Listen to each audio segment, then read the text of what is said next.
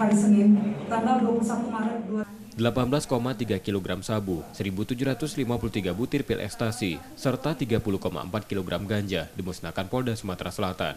Pemusnahan barang bukti ini juga ikut menghadirkan 20 tersangkanya yang tertangkap. Narkoba dimusnahkan dengan dilarutkan dalam air dicampur deterjen, kemudian diblender dan dibakar. Para tersangka mayoritas pengedar yang ditangkap di sejumlah lokasi di Sumsel selama 3 bulan terakhir dengan 15 laporan.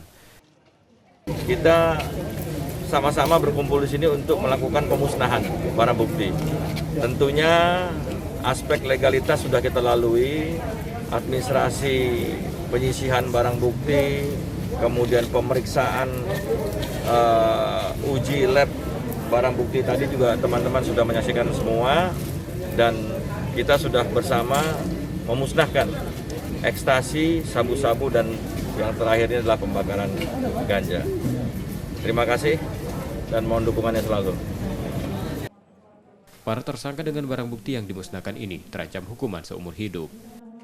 Reski Oktora, Muklas Diferensial, Kompas TV, Palembang, Sumatera Selatan.